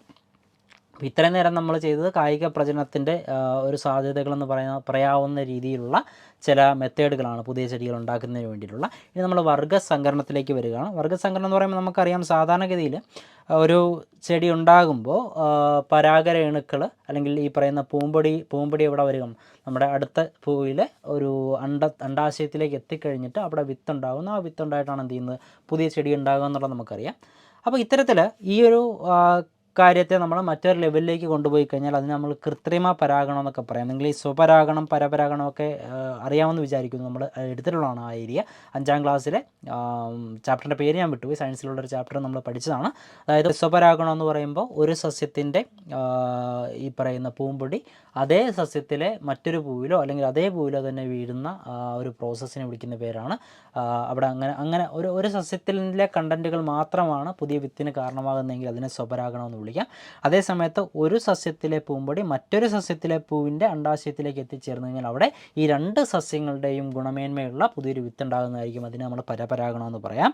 ഇനി അടുത്ത നമ്മളൊരു കൃത്രിമ പരാഗണം എന്ന് പറയുന്ന ഒരു പോർഷനും കൂടെ പഠിക്കുകയാണ്. ആർട്ടിഫിഷ്യൽ പോളിനേഷൻ എന്ന് പറയുന്നത് സാധാരണഗതിയിൽ ഈ പറയുന്ന എന്താ പറയുക, പ്രകൃതിദത്തമായ പല കാരണങ്ങളായിരിക്കുമല്ലോ. ഈ പറയുന്ന എന്താ പറയുക, ശലഭങ്ങളാവാം, അല്ലെങ്കിൽ ചില പ്രാണികളാകാം, തേനീച്ചയാവാം, ചില ആനിമൽസ് ആവാം, അല്ലെങ്കിൽ കാറ്റ് പോലുള്ള അല്ലെങ്കിൽ മഴ പോലുള്ള മഞ്ഞ് പോലുള്ള ഘടകങ്ങളൊക്കെ ആയിരിക്കാം പോളിനേഷൻ അല്ലെങ്കിൽ പരാഗണത്തിന് കാരണമാകുക. എന്നാൽ അതിന് പകരം ഈ പറയുന്ന മനുഷ്യർ കൃത്രിമമായിട്ടുള്ള മാർഗ്ഗങ്ങളിലൂടെ പരാഗണം നടത്തുന്നതിനാണ് നമ്മളെന്ത് വിളിക്കുക, കൃത്രിമ പരാഗണം എന്ന് വിളിക്കുക. അപ്പോൾ അതിന് ചെയ്യുന്നതിന് സ്വപരാഗണം തടയുന്നതിന് കൃത്രിമ പരാഗണം നടത്തേണ്ട പൂവിലെ കേസരങ്ങൾ മുറിച്ച് മാറ്റുന്നത്. അതായത് ഈ നമ്മൾ കൃത്രിമ പരാഗണം നടത്താൻ ഉദ്ദേശിക്കുന്ന പൂവിലെ പൂമ്പൊടി അതിൽ തന്നെ വീഴാതിരിക്കാൻ ആ പൂമ്പൊടി വരുന്ന ഭാഗം കേസരങ്ങൾ എന്ത് ചെയ്യുന്നു, നമ്മളങ്ങ് പറിച്ച് മാറ്റുകയാണ് ആദ്യം ചെയ്യുന്നത്. അടുത്തത് ഈ പൂവിൽ നിന്ന് മറ്റു പൂക്കളിലേക്കുള്ള പരാഗരേണുക്കൾ എത്താതിരിക്കാൻ പൂവ് പൊതിഞ്ഞു കെട്ടുന്നു. ഇനി വീണ്ടും അടുത്തൊരു പൂവിൽ നിന്ന് പരാഗരേണുക്കൾ വരാതിരിക്കാൻ വേണ്ടി ആ പൂവ് പൊതിഞ്ഞു കെട്ടുന്നു. ഇതേ ഇനത്തിൽപ്പെട്ട വ്യത്യസ്ത ചെടികളുടെ പൂവിൽ നിന്ന് പരാഗരേണുക്കൾ ബ്രഷിൽ ശേഖരിക്കുന്നു. ശേഖരിച്ച പരാഗരേണുക്കൾ കൃത്രിമ പരാഗണം നടത്തേണ്ട പൂവിൻ്റെ പരാഗണ സ്ഥലത്ത് പതിപ്പിക്കുന്നു. മറ്റു പൂക്കളിൽ നിന്നുള്ള പരാഗണം തടയുന്നതിനായി ഈ പൂവ് വീണ്ടും പൊതിഞ്ഞു കിട്ടും. അതായത് ഈ പൂവിലേക്ക് മറ്റ് പരാഗരേണുക്കൾ വരാതിരിക്കുന്നതിന് വേണ്ടിയിട്ടുള്ള ഈ പൂവിൻ്റെ തന്നെ പരാഗരേണുക്കളായിക്കോട്ടെ മറ്റ് വേറെ ഏതെങ്കിലും ചെടിയുടെ പരാഗരേണുക്കളായിക്കോട്ടെ വരാതിരിക്കാൻ വേണ്ടിയുള്ള പ്രിക്കോഷൻസ് ആദ്യം സ്വീകരിക്കുന്നു. എന്നിട്ട് നമ്മൾ ഏത് പൂവിൽ നിന്നാണോ പരാഗരേണുക്കൾ ഇങ്ങോട്ട് എത്തണമെന്ന് ആഗ്രഹിക്കുന്നത് ആ പൂവിൽ നിന്ന് പരാഗരേണുക്കൾ ബ്രഷ് കൊണ്ട് ശേഖരിക്കുന്നു. എന്നിട്ടത് ഇവിടെ ഇൻട്രൊഡ്യൂസ് ചെയ്യുന്നു. വീണ്ടും പുതിയ പരാഗരേണുക്കൾ വരാതിരിക്കാൻ വേണ്ടി അത് ഒരു പ്ലാസ്റ്റിക് കവർ കൊണ്ട് കെട്ടി അവിടെ സേഫായിട്ട് വയ്ക്കും. പിന്നീട് അത് പതുക്കെ എന്ത് ചെയ്തോളും, പുതിയ സസ്യം പുതിയ വിത്തായിട്ട് അതങ്ങ് മാറിക്കോളും. ഇനി അവിടെ അടുത്ത് പറയുന്നു വർഗ്ഗസങ്കരണം എന്ന് പറയുന്ന ഹെഡിങ്ങിൽ ഒരു കാര്യം പറഞ്ഞിട്ടുണ്ട്. ഒരേ വർഗ്ഗത്തിൽപ്പെട്ടതും വ്യത്യസ്ത ഗുണങ്ങളുള്ളതുമായ രണ്ട് ചെടികൾ തമ്മിൽ കൃത്രിമ പരാഗണം നടത്തി രണ്ടിൻ്റെയും ഗുണങ്ങൾ ചേർന്ന പുതിയ വിത്തുകൾ ഉൽപ്പാദിപ്പിക്കുന്ന രീതിയാണത് വർഗ്ഗസങ്കരണം എന്ന് പറയും. അപ്പോൾ വർഗ്ഗസങ്കരണം എന്ന് പറയുമ്പോൾ ഒരേ വർഗ്ഗത്തിൽപ്പെട്ട രണ്ട് ചെടികളുടെ ഗുണങ്ങളെ ഒരുമിച്ച് കിട്ടുന്നതിന് വേണ്ടിയിട്ട് രണ്ട് ചെടികളെ പരസ്പരം ക്രോസ് ചെയ്യുന്നതിനാണ് വിളിക്കുക വർഗ്ഗസങ്കരണം എന്ന് വിളിക്കുക. ഇങ്ങനെ ഉണ്ടാകുന്ന വിത്തുകളിൽ നിന്ന് ഗുണമേന്മയുള്ള വിത്തുകൾ തിരഞ്ഞെടുക്കുന്നു. ഇവയാണ് സങ്കരയിനം വിത്തുകൾ. ഓക്കെ, അപ്പം അത്തരത്തിലുള്ള സങ്കരയിനം വിത്തുകൾ ചിലതൊക്കെ നമുക്കിവിടെ പരിചയപ്പെടാം, ചിലതൊക്കെ നമുക്ക് ക്ലാസ്സിന് ശേഷം ഈ ഒരു ചാപ്റ്ററിന് ശേഷം നമുക്ക് പരിചയപ്പെടാം. പഴയ ടെക്സ്റ്റിലുള്ള കുറച്ച് ആൾക്കാരെ കൂടി പരിചയപ്പെടാനുണ്ട്. അപ്പം മുളകിൻ്റെ എക്സാമ്പിളുകൾ നോക്കുക. ഉജ്ജ്വല ജ്വാലാമുഖിയൊക്കെ മുളകിന് എക്സാമ്പിളാണ്. ജ്യോതിക ഭാഗ്യലക്ഷ്മിയൊക്കെ പയറാണ്. പവിത്ര അന്നപൂർണ്ണയൊക്കെ നെല്ലാണ്. ചന്ദ്രലക്ഷ ചന്ദ്രശങ്കരയൊക്കെ തെങ്ങാണ്. സൽകീർത്തി കിരണൊക്കെ വെണ്ടയാണ്. ഇതിൽ ഈ ചന്ദ്രലക്ഷ ചന്ദ്രശങ്കരയൊക്കെ ഏതൊക്കെ തെങ്ങിനങ്ങളുടെ സങ്കര ഇനമാണെന്നുള്ളതൊക്കെ ചോദിച്ചിട്ടുണ്ട്, ഇമ്പോർട്ടൻ്റ് ആണ്. അതൊക്കെ നമുക്ക് അടുത്ത ഈ ചാപ്റ്ററിൻ്റെ എൻഡിൽ നമ്മളതൊക്കെ ഡിസ്കസ് ചെയ്യുന്നതായിരിക്കും കേട്ടോ. ഇവിടെ ടെക്സ്റ്റ് ഒരു ഇമേജൊക്കെ കൊടുത്തിട്ടുണ്ട്, അവിടെ നിൽക്കട്ടെ. ഇനി അടുത്തത് കേരളത്തിലെ പ്രധാനപ്പെട്ട കാർഷിക ഗവേഷണ കേന്ദ്രങ്ങൾ. നിങ്ങൾക്ക് എല്ലാവർക്കും അറിയാവുന്നതാണ് ഇതൊക്കെ. മണ്ണൂത്തി തൃശ്ശൂരാണ് കാർഷിക സർവകലാശാലയുള്ളത്, കേരള കാർഷിക സർവകലാശാലയുള്ളത്. അതുപോലെ തന്നെ കേന്ദ്ര കിഴങ്ങുവിള ഗവേഷണ കേന്ദ്രം ശ്രീകാര്യം തിരുവനന്തപുരത്ത്. റബ്ബർ റിസർച്ച് ഇൻസ്റ്റിറ്റ്യൂട്ട് കോട്ടയത്താണ്. കേന്ദ്ര തോട്ടവിള ഗവേഷണ കേന്ദ്രം കാസർഗോഡാണ്. ഇതൊക്കെ ഇമ്പോർട്ടൻ്റ് ആണ് കേട്ടോ. ഇവിടെ തോട്ടവിള ഗവേഷണ കേന്ദ്രത്തിൽ തെങ്ങ്, കവുങ്ങ്, കൊക്കോ തുടങ്ങിയവയെക്കുറിച്ചുള്ള ഗവേഷണമാണെന്ന് ഓർത്ത് വെച്ചേക്കണം. ബാക്കിയുള്ളതെല്ലാം പേരിൽ നിന്ന് തന്നെ കിട്ടും. റബ്ബർ റിസർച്ച് ഇൻസ്റ്റിറ്റ്യൂട്ടിൽ റബ്ബർ തന്നെയാണെന്നുള്ളത് നമുക്ക് എല്ലാവർക്കും അറിയാം. കിഴങ്ങ് ഗവേഷണ കേന്ദ്രത്തിൽ കിഴങ്ങ് തന്നെ ആയിരിക്കും എന്നുള്ളത് എല്ലാവർക്കും അറിയാവുന്നതാണ്. തോട്ടവിള ഗവേഷണ കേന്ദ്രത്തിൽ ഓർത്ത് വെച്ചേക്കണം. പ്രധാനമായിട്ടും തെങ്ങുണ്ട്, കവുങ്ങുണ്ട്, കൊക്കയുണ്ട് കേട്ടോ. ഓക്കെ, ഇനി അടുത്ത് നമുക്ക് അറിയേണ്ട പ്രധാനപ്പെട്ട പോർഷൻ എന്ന് പറയുമ്പോൾ മണ്ണുമായി ബന്ധപ്പെട്ട ചില കാര്യങ്ങളുണ്ട്, വളവുമായി ബന്ധപ്പെട്ട ചില കാര്യങ്ങളുണ്ട്. യൂറിയ, കമ്പോസ്റ്റ്, NPK, എല്ലുപൊടി ഇതൊക്കെ വളങ്ങളാണെന്ന് പറഞ്ഞിട്ട് ഇതിൽ നമുക്കറിയാം NPKയും യൂറിയയൊക്കെ രാസവളങ്ങളാണെന്നുള്ളത് നമുക്കറിയാം. then അവിടെ ഹരിത വിപ്ലവവുമായി ബന്ധപ്പെട്ട ഒരാളുടെ കാര്യം പറഞ്ഞിട്ടുണ്ട്, നിങ്ങൾക്ക് എല്ലാവർക്കും അറിയാവുന്നതാണ്. ജസ്റ്റ് ഒന്ന് വായിച്ചേക്കാം. ഡോക്ടർ MS സ്വാമിനാഥൻ ഇന്ത്യയിലെ ഹരിത വിപ്ലവത്തിൻ്റെ പിതാവ് എന്നറിയപ്പെടുന്ന ശാസ്ത്രജ്ഞനാണ്. അത്യുൽപാദന ശേഷിയുള്ള വിത്തുകൾ വികസിപ്പിക്കുകയും കർഷകർക്കിടയിൽ പ്രചരിപ്പിക്കുകയും അതുവഴി ഭക്ഷ്യോൽപാദന മേഖലയിൽ കുതിച്ചുചാട്ടം സാധ്യമാക്കുകയും ചെയ്തു. തെക്ക് കിഴക്കേഷ്യയിലെ മിക്ക രാജ്യങ്ങളും പട്ടിണി നിന്ന് കരകയറിയത് അദ്ദേഹത്തിൻ്റെ പരിശ്രമങ്ങളായിരുന്നു. Magsaysay, world food prize, Padma Bhushan തുടങ്ങിയ പുരസ്കാരങ്ങൾ അദ്ദേഹത്തിന് ലഭിച്ചിട്ടുണ്ട്. നിങ്ങൾക്ക് അറിയാവുന്ന കാര്യങ്ങൾ തന്നെ ജസ്റ്റ് ഒന്ന് വായിച്ചെന്നേ ഉള്ളൂ. ഇനി അവിടെ അടുത്തത് ജൈവവളങ്ങളും രാസവളങ്ങളും നമ്മളുടെ കമ്പാരിസൺ കൊടുത്തിട്ടുണ്ട്. ജൈവവളം ജൈവ വസ്തുക്കളിൽ നിന്ന് ലഭിക്കുമ്പോൾ രാസവളങ്ങൾ രാസവസ്തുക്കൾ ഉപയോഗിച്ച് വ്യാവസായികമായി നിർമ്മിക്കുന്നവയാണ്. കൂടുതൽ അളവിലാണ് ജൈവവളങ്ങൾ വേണ്ടിവരിക, രാസവളങ്ങൾ കുറഞ്ഞ അളവിൽ മതിയാവും. ജൈവവളങ്ങൾ മണ്ണിന് ദോഷകരമല്ല, പക്ഷേ രാസവളങ്ങളുടെ അമിത ഉപയോഗം മണ്ണിൻ്റെ ഘടനയെ വല്ലാതെ ബാധിക്കും, വല്ലാതെ നശിപ്പിക്കും. ഒരു നിശ്ചിത ഘടകം മാത്രമായിട്ട് നൽകാൻ കഴിയില്ല. ജൈവവളത്തിൽ ഒരു പർട്ടിക്കുലർ കമ്പോണൻറ്റ് മാത്രമായിട്ട് നമുക്ക് കൊടുക്കാൻ പറ്റില്ല. അതേസമയത്ത് രാസവളങ്ങളാകുമ്പോൾ നമുക്ക് ഒരു സസ്യത്തിന് ആവശ്യമുള്ള ഘടകം മാത്രമായിട്ട് നമുക്ക് ആ സസ്യത്തിന് നൽകാൻ സാധിക്കുന്നതാണ്. ഇനി അടുത്തത് നമുക്ക് ഇത് കൂടാതെ കണ്ട് ഈ പറയുന്ന ജൈവവളം രാസവളം കൂടാതെ കണ്ട് ജീവാണുവളങ്ങളും കർഷകർ ഉപയോഗിക്കാറുണ്ട്. ജീവാണുവളങ്ങളെന്ന് പറഞ്ഞു കഴിഞ്ഞാൽ സൂക്ഷ്മജീവികളെ ഉപയോഗപ്പെടുത്തുന്ന വളപ്രയോഗ രീതിയാണ് ജീവാണുവളപ്രയോഗം എന്ന് പറയുന്നത്. സ്യൂഡോമോണസ്, അസോസ്പൈറലം എന്നിവയാണ് ജീവാണുവളങ്ങൾക്ക് ഉദാഹരണം, അല്ലെങ്കിൽ മൈക്രോബിയൽ ഫെർട്ടിലൈസേഴ്സിന് ഉദാഹരണം. അതായത് ഇത്തരം ജീവജാലങ്ങൾ എന്ത് ചെയ്യുന്നുണ്ട്, മണ്ണിന് ആവശ്യമായിട്ടുള്ള പോഷക ഘടകങ്ങളെ പ്രൊഡ്യൂസ് ചെയ്യാൻ വേണ്ടിയിട്ട്, അല്ലെങ്കിൽ എന്താ പറയുക, ആ സസ്യങ്ങളിലേക്ക് എത്തിക്കുന്നതിന് വേണ്ടിയിട്ട് ഹെൽപ്പ് ചെയ്യുന്നുണ്ടെന്നുള്ളത് മനസ്സിലാക്കിയേക്കാം. ഓക്കെ, അടുത്തായിട്ട് നമ്മൾ നോക്കാൻ പോകുന്ന കീടനിയന്ത്രണ മാർഗ്ഗങ്ങളാണ്. അപ്പോൾ നമ്മുടെ കൃഷിയെ ദോഷകരമായിട്ട് ബാധിക്കുന്ന പല കീടങ്ങളുമുണ്ട് നമുക്കറിയാം. അത്തരം കീടങ്ങളെ നശിപ്പിക്കുന്നതിന് വേണ്ടിയുള്ള മാർഗ്ഗങ്ങളാണ് ഇവർ പറഞ്ഞിരിക്കുന്ന. ജൈവ കീടനിയന്ത്രണമുണ്ട്, യാന്ത്രിക കീടനിയന്ത്രണമുണ്ട്, കീടനാശിനികൾ പലതരത്തിലുണ്ട്. അപ്പോൾ അത്തരത്തിലുള്ള കാര്യങ്ങളാണ് നമ്മൾ നോക്കുന്നത്. ആദ്യം ജൈവ കീടനിയന്ത്രണം എന്ന് ചോദിച്ചു കഴിഞ്ഞാൽ നമ്മുടെ നാട്ടിൽ കൃഷി നടത്തുന്ന സമയത്ത്, നാട്ടിലായിക്കോട്ടെ എവിടെ ആയിക്കോട്ടെ, കൃഷി നടത്തുന്ന സമയത്ത് നമ്മുടെ കൃഷിയെ ദോഷകരമായിട്ട് ബാധിക്കുന്ന ചില ജീവജാലങ്ങളുണ്ടാവുമല്ലോ, ചില പ്രാണികൾ, ചില എന്താ പറയുക പുഴുക്കൾ, അതുപോലുള്ള ജീവജാലങ്ങളുണ്ടാവുമല്ലോ. ഇതിനൊക്കെ നശിപ്പിക്കുന്നതിന് വേണ്ടിയിട്ട് മറ്റു ചില ജീവജാലങ്ങൾ നമ്മൾ ഹെൽപ്പ് ചെയ്യാറുണ്ട്. അപ്പോൾ അത്തരം ജീവജാലങ്ങൾ ഉപയോഗിച്ചിട്ട് കൃഷിയിലെ കീടങ്ങളെ നശിപ്പിക്കുന്ന രീതിയാണെന്ത് ജൈവ കീട നിയന്ത്രണം എന്ന് പറയുന്നത്. നമുക്കൊന്ന് വായിച്ചു നോക്കാം. വട്ടച്ചാഴി അഥവാ ലേഡി ബഗ് എന്ന ഷഡ്പദം ചെടികളിൽ വളരുന്ന പല കീടങ്ങളെയും തിന്നു നശിപ്പിക്കുന്നു. ഇത്തരത്തിലുള്ള മറ്റൊരു മിത്രകീടമാണ് ട്രൈക്കോഗ്രാമ എന്ന് പറയുന്നത്. ഇതുപോലെ തവള, അരണ, ഓന്ത് തുടങ്ങിയ ജീവികൾ വിളകളെ ബാധിക്കുന്ന കീടങ്ങളെ തിന്നു നശിപ്പിക്കുന്നു. ഇത്തരം കീടനിയന്ത്രണമാണ് എന്ത് ജൈവ കീടനിയന്ത്രണം. അപ്പോൾ ഈ കാണുന്ന ജീവജാലങ്ങൾ, ഈ വട്ടച്ചാഴി അഥവാ ലേഡി ബഗ് ആയിക്കോട്ടെ, അതുപോലെ തന്നെ ട്രൈക്കോഗ്രാമ ആയിക്കോട്ടെ, തവള, അരണ, ഓന്ത്, വണ്ട് തുടങ്ങിയ ജീവജാലങ്ങളൊക്കെ നമ്മുടെ കൃഷിയെ ദോഷകരമായിട്ട് ബാധിക്കുന്ന മറ്റു ചില ജീവജാലങ്ങളെയൊക്കെ തിന്നു നശിപ്പിക്കാനും കൊന്നു നശിപ്പിക്കാനൊക്കെ സഹായിക്കുന്നുണ്ട്. അപ്പോൾ അത്തരം ജീവജാലങ്ങളെ ഉപയോഗിച്ചുകൊണ്ട് നമ്മുടെ കീടങ്ങളെയൊക്കെ നിയന്ത്രിക്കുന്ന രീതിയാണ് എന്ത് ജൈവ കീടനിയന്ത്രണം എന്ന് പറയും. അതേസമയത്ത് ഓർക്കേണ്ട കാര്യം, കീടനാശിനികൾ ഉപയോഗിക്കുമ്പോൾ നോക്കിയാൽ കീടനാശിനികൾ പ്രയോഗിക്കുമ്പോൾ കീടങ്ങളോടൊപ്പം മിത്രകീടങ്ങളും നശിച്ചു പോകുന്നു. അപ്പോൾ നമ്മുടെ കൃഷിയിൽ നമ്മുടെ കീടങ്ങളെ നശിപ്പിക്കാൻ വേണ്ടി കീടനാശിനി പ്രയോഗിക്കാമെന്ന് വിചാരിക്കുക. അങ്ങനെ കീടനാശിനി പ്രയോഗിക്കുമ്പോൾ എന്താ പറ്റുന്നത്, അവിടെ ഓട്ടോമാറ്റിക്കലായിട്ട് നമ്മുടെ ഈ പറയുന്ന മിത്രകീടങ്ങളും നശിച്ചു പോകുന്നുണ്ട് എന്നുകൂടി ഓർത്ത് വെച്ചേക്കുക. ഇതിന് മറ്റൊരു എക്സാമ്പിൾ പറയാനാണെങ്കിൽ, നമ്മുടെ നാട്ടിൻപുറത്തൊക്കെ പയർ കൃഷിയൊക്കെ നടത്തുമ്പോൾ പയറിൻ്റെയൊക്കെ വേര് കടിച്ച് ഈ നശിപ്പിക്കുന്ന ചില പുഴുക്കളൊക്കെ ഉണ്ടാകാൻ സാധ്യതയുണ്ട്. അത്തരം പുഴുക്കളെയൊക്കെ ഓടിക്കുന്നതിന് വേണ്ടി അല്ലെങ്കിൽ ഇല്ലാതാക്കുന്നതിന് വേണ്ടിയിട്ട് നമ്മുടെ നാട്ടിൻപുറത്ത് മാവിൽ നിന്നൊക്കെ ചില ഉറുമ്പും കൂടൊക്കെ ഇളക്കി എന്ത് ചെയ്യാറുണ്ട്, ഈ പയറിൻ കൂട്ടത്തിൽ കൊണ്ട് വയ്ക്കാറുണ്ട്. അപ്പോൾ ഈ ഉറുമ്പ് എന്ത് ചെയ്തോളൂ, ഈ പറയുന്ന പയറിനെ നശിപ്പിക്കത്തില്ല, പകരം ആ ഉറുമ്പിന് ഈ പറയുന്ന പുഴുവിനെയും മറ്റ് എന്തെങ്കിലും ജീവജാലങ്ങളൊക്കെ കൃഷിയെ ദോഷകരമായിട്ട് ബാധിക്കുന്നവയുണ്ടെങ്കിൽ അവയൊക്കെ നശിപ്പിക്കാറുണ്ടെന്നുള്ളത് കൂടി ഒന്ന് ഓർത്ത് വെച്ചു. അപ്പോൾ അതുമൊക്കെ ജൈവ കീടനിയന്ത്രണത്തിൻ്റെ കൂട്ടത്തിൽ വരുന്നവയാണെന്ന് ഓർത്ത് വയ്ക്കുക. അടുത്ത നോക്കാം യാന്ത്രിക കീടനിയന്ത്രണം. യാന്ത്രിക കീടനിയന്ത്രണം എന്ന് പറയുമ്പോൾ നോക്കാം, ഇവിടെ നമുക്ക് കാണാം ചിലയിനം പച്ചക്കറികളുടെ കായകൾ നശിപ്പിക്കുന്ന ഒരുതരം സ്വർണ്ണ നിറമുള്ള ഈച്ചയെ നിങ്ങൾ ശ്രദ്ധിച്ചിട്ടുണ്ടോ? ഇവയെ നശിപ്പിക്കാനുള്ള ഒരു സൂത്രം പരിചയപ്പെടാം. ഒരു പിടി തുളസിയില ചതച്ച് സ്റ്റീൽ പ്ലേറ്റിൽ വയ്ക്കുക. ഓക്കെ, എന്തോ ആയിക്കോട്ടെ. അതായത് ചില എന്താ പറയുക കെണികൾ, ജീവജാലങ്ങളെ അല്ലെങ്കിൽ കീടങ്ങളെ നശിപ്പിക്കുന്നതിനോടുള്ള ചില കെണികളാണ് ഇവിടെ പ്രയോജനപ്പെടുത്തുക.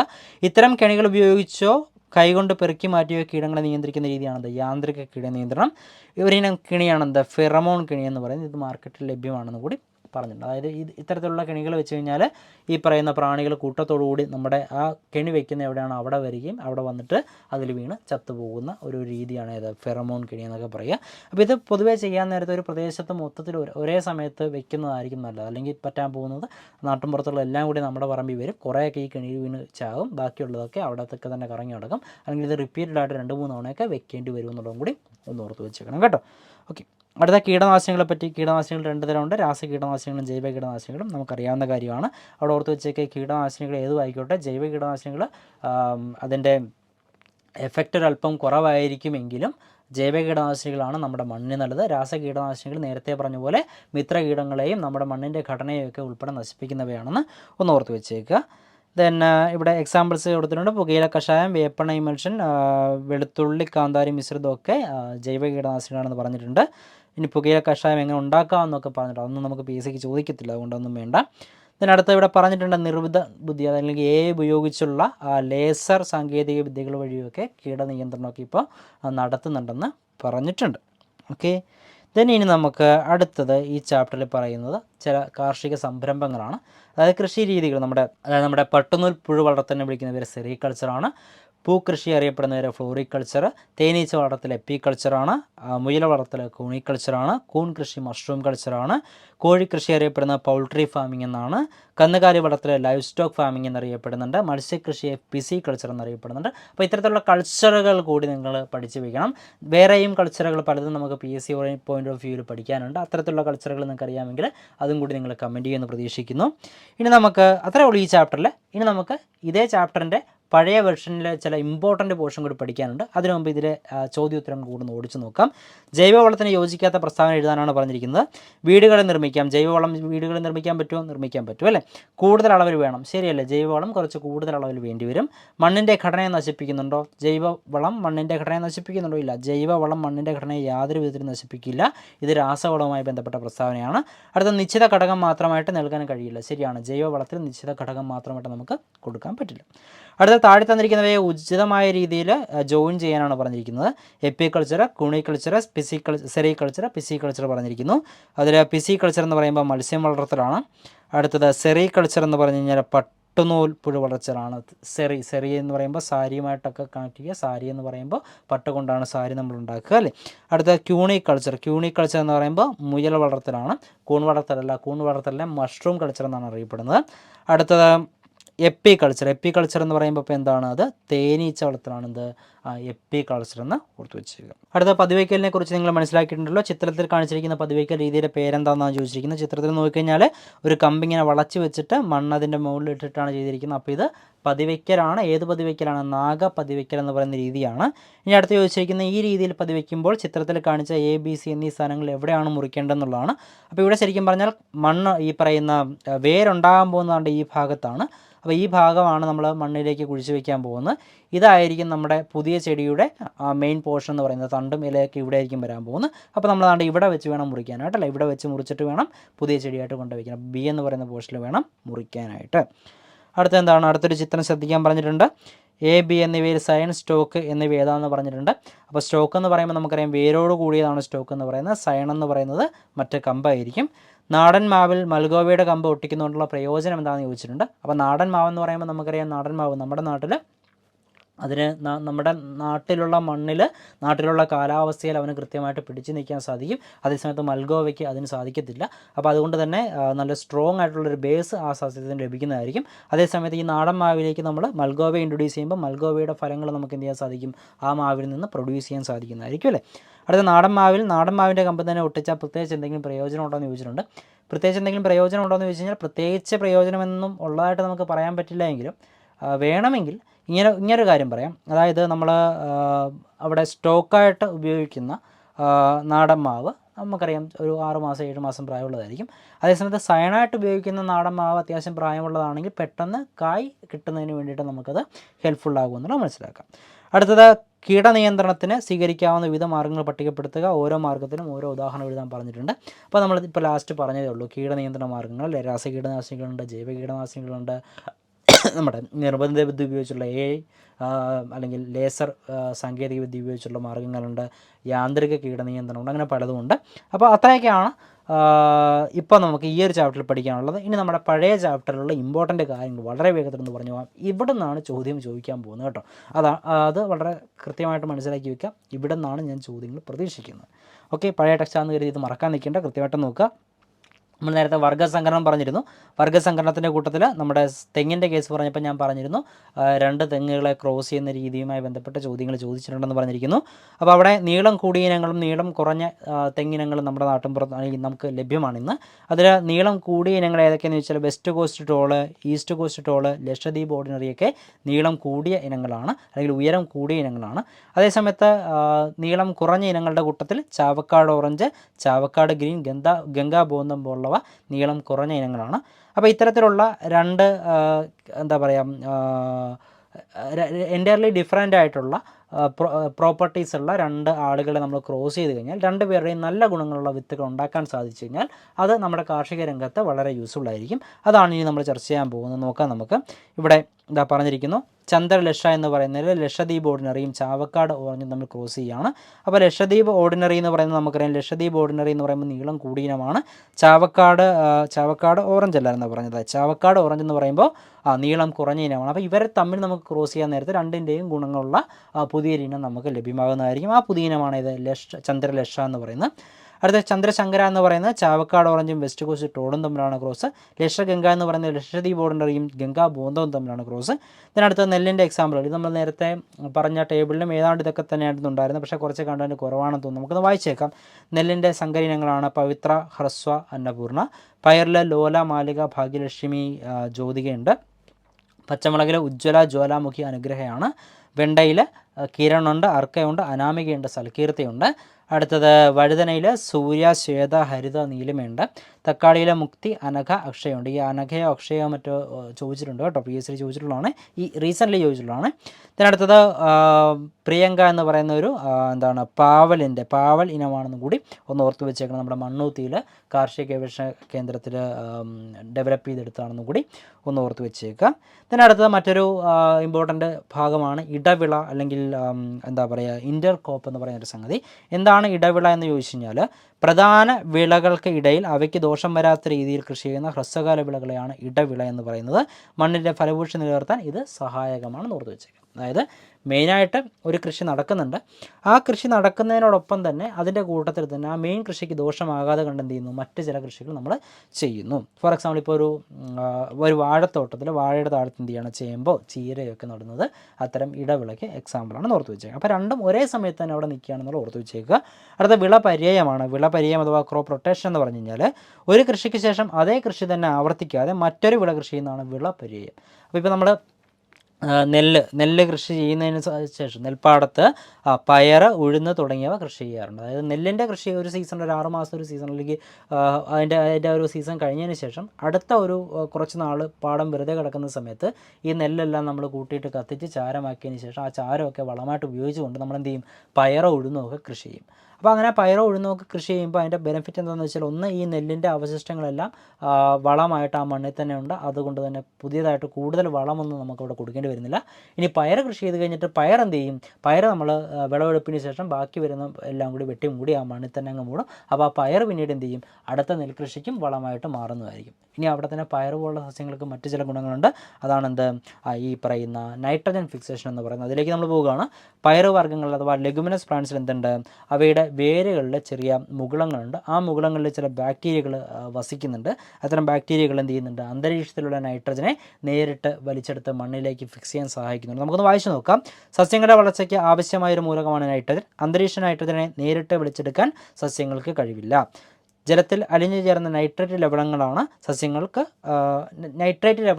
സസ്യങ്ങൾ നൈട്രജനെ വലിച്ചെടുക്കുക. എന്നാൽ ചില ബാക്ടീരിയകൾക്ക് അന്തരീക്ഷ നൈട്രജനെ നൈട്രേറ്റ് ആക്കി മാറ്റാൻ കഴിവുണ്ട്. ഇത്തരം ബാക്ടീരിയകളിൽ ഒന്നാണ് റൈസോബിയം. പയർ, തൊട്ടാവാടി, കൊഴിഞ്ഞിൽ, മുതിര, ഉഴുന്ന് തുടങ്ങിയ സസ്യങ്ങളുടെ പേരിൽ ഇവ വസിച്ച അന്തരീക്ഷ നൈട്രജനെ വലിച്ചെടുക്കുന്നു. ഈ സസ്യങ്ങൾ നശിക്കുമ്പോൾ സസ്യപോഷകങ്ങൾ മണ്ണിൽ ചേരുന്നു. ഓക്കെ, അപ്പോൾ ഈ പറയുന്ന വേരിലുള്ള ഈ പറയുന്ന റൈസോബിയം പോലുള്ള ബാക്ടീരിയകൾ എന്ത് ചെയ്യുന്നുണ്ട്, നൈട്രജൻ ഫിക്സ് ചെയ്യുന്നതിന് സഹായിക്കുന്നുണ്ട്. അത് അതിനുശേഷം ഈ പറയുന്ന പയറിന് ശേഷം വരുന്ന കൃഷിക്ക് നൈട്രജൻ കിട്ടുന്നതിന് സഹായിക്കുന്നുണ്ടെന്നുള്ളത് മനസ്സിലാക്കി വയ്ക്കുക. ഓക്കെ, അടുത്തത് ഇവിടെ ഒരാളുടെ പേരും പറഞ്ഞിട്ട് എന്തോ പറയുന്നുണ്ട്, ഹുക്കുവോക്ക എന്ന് പറയുന്ന ഒരാൾ എന്തൊക്കെ പറഞ്ഞിട്ടുണ്ട്, നമുക്കൊന്ന് വായിച്ചേക്കാം. മനുഷ്യൻ്റെ നിലനിൽപ്പിന് നാം പ്രകൃതിയിലേക്ക് മടങ്ങിയേ തീരും. മനുഷ്യനാണ് കാടുകളും നീരുറവകളും ഭൂമിയുടെ ഫലഭൂഷി നശിപ്പിച്ചുകൊണ്ടിരിക്കുന്നത്. ഈ പരിസ്ഥിതി നശീകരണം നിർത്തിയാലേ മനുഷ്യരാശിയടക്കം സകല ജീവജാലങ്ങൾക്കും രക്ഷയുള്ളൂ. രാസവള പ്രയോഗത്താൽ പ്രാണറ്റ മണ്ണിനും മൃതസഞ്ജീവനിയാണ് ജൈവവളങ്ങൾ. ഇത് ജീവൻ്റെ സഞ്ചാരം ത്വരിതപ്പെടുത്തുകയും മണ്ണിൻ്റെ ഫലഭൂഷി നിലനിർത്തുകയും മണ്ണിനെ മരുഭൂമിയാക്കുകയില്ല, വിളഭൂമിയാക്കുകയാണ് വേണ്ടതെന്നൊക്കെ പറഞ്ഞിട്ട് ഒരാൾ പറഞ്ഞിട്ടുണ്ട്. അപ്പോൾ പേരെന്ന് കേട്ട് വെച്ചേക്കാം. എന്താണ്, മസനോബു ഫുക്കുവോക്ക എന്ന് പറയുന്ന ആൾ ജൈവ കൃഷി ഗവേഷകനാണ്, ജപ്പാൻകാരനാണ്. ഒന്ന് ഓർത്ത് വെച്ചേക്കാം. ഓക്കെ, ജൈവ കീടനാശിനികളൊക്കെ നമ്മൾ നേരത്തെ കണ്ടതാണ്, അതൊന്നും വേണ്ട. ഇനി അടുത്തതായി ഇവിടെ നിന്നൊരു ചോദ്യം ചോദിച്ചിട്ടുണ്ട്. ചോദ്യം ഇതാണ് ചോദിച്ചത്, ചണച്ചെടിയുടെ തണ്ടിൽ നിന്നാണ് ചണനാരുകൾ ലഭ്യമാക്കുക എന്നുള്ളതെന്ന് പറഞ്ഞു വെച്ചിട്ടുണ്ട്. ഇതിനടുത്തത് ഇവിടെ ഈ ഭാഗത്ത് വേറെ പ്രത്യേകിച്ചൊന്നുമില്ല. ഇന്ത്യയിൽ കൃഷി ചെയ്യുന്ന പ്രധാന നാര് വിളയാണെന്ത്, പരുത്തി എന്ന് പറയുന്നത്. പരുത്തി ഒരു നാര് വിളയാണ് എന്നുള്ളത് ഓർത്ത് വെച്ചേക്കണം. പൂർണ്ണ വളർച്ചയെത്തിയ പരുത്തിക്കായിൽ നിന്ന് പഞ്ഞിയും കുരുവും വേർതിരിച്ചെടുക്കുന്നു. പഞ്ഞിയിൽ നിന്ന് നൂലുണ്ടാക്കുന്നു. പരുത്തിക്കുരു കാലിത്തീറ്റയെ ഉപയോഗിക്കാം. പരുത്തിക്കുരു എന്ത് ചെയ്യുന്നുണ്ട്, കാലിത്തീറ്റയ്ക്കായിട്ട് ഉപയോഗിക്കുന്നുണ്ട്. പരുത്തിക്കുരുവിൽ നിന്ന് ശേഖരിക്കുന്ന എണ്ണ വ്യാവസായിക ആവശ്യങ്ങൾക്കും ഉപയോഗിക്കുന്നുണ്ടെന്ന് പറഞ്ഞിട്ടുണ്ട്. ഓക്കെ, ദെൻ ചണത്തിൻ്റെ കേസിൽ പറഞ്ഞിട്ടുള്ളത് എന്താണ്, ലോകത്തെ ഏറ്റവും അധികം ചണം ഉൽപ്പാദിപ്പിക്കുന്ന രാജ്യം ഇന്ത്യയാണെന്ന് പറഞ്ഞിട്ടുണ്ട്. ചണച്ചെടിയുടെ തണ്ടിൽ നിന്നാണ് ചണനാരുകൾ ലഭിക്കുന്നത്. ഈ ഒരു കേസ് ഏറ്റവും അധികം ചണം ഉൽപ്പാദിപ്പിക്കുന്ന രാജ്യം ഇന്ത്യയാണ് എന്നുള്ളത് അപ്ഡേറ്റഡ് കേസ് എന്താണെന്നുള്ളത് നിങ്ങളൊന്ന് നോക്കണം കേട്ടോ. നമ്മുടെ അയൽ രാജ്യമാണോ കൂടുതലായിട്ട് ഉൽപ്പാദിപ്പിക്കുന്നത് എനിക്കൊരു സംശയമുണ്ട്. അപ്പോൾ അത് ഏറ്റവും ലേറ്റസ്റ്റ് ആയിട്ടുള്ള ഡേറ്റ നിങ്ങളൊന്ന് നോക്കണേ. ചണക്കെട്ടുകൾ വെള്ളത്തിൽ താഴ്ത്തി വെച്ച് അഴുകിയതിന് ശേഷം തല്ലിച്ചതച്ച് നാരുകൾ വേർപെടുത്തുന്നു. നാം ഉപയോഗിക്കുന്ന ചാക്കുനൂൽ ചണനാരുകളാണെന്ന് പറഞ്ഞിട്ടുണ്ട്. അടുത്ത കയറുമായി ബന്ധപ്പെട്ട് പ്രത്യേകിച്ച് കാര്യങ്ങളൊന്നുമില്ല. ഓക്കെ, പോട്ടെ. അടുത്ത സംയോജിത കൃഷി എന്ന് പറയുന്നൊരു സാധനം. സംയോജിത കൃഷി എന്ന് പറയുമ്പോൾ നമ്മുടെ ഒരു കൃഷി സ്ഥലത്ത് അവിടെ ഉണ്ടാകുന്ന വേസ്റ്റുകൾ മറ്റൊരു കൃഷിക്ക് യൂസ്ഫുള്ളാക്കി മാറ്റുന്ന രീതിയാണെന്ത്, സംയോജിത കൃഷി രീതി എന്ന് പറയുക. അപ്പോൾ ഇവിടെ എന്താണ് സംഭവം എന്ന് വെച്ച് കഴിഞ്ഞാൽ, ഇവിടെ ഒരു ഇമേജ് കൊടുത്തിട്ടുണ്ട്. അതായത് ഈ കാണുന്നൊരു ഇമേജ്, അവിടെ ഒരു പാടമുണ്ട്. പാടത്തിൻ്റെ സൈഡിലൊരു പശുത്തൊഴുത്തുണ്ട്. അവിടെ കുറച്ച് പശുവൊക്കെ ഉണ്ട്, ഒരു കുളമുണ്ട്.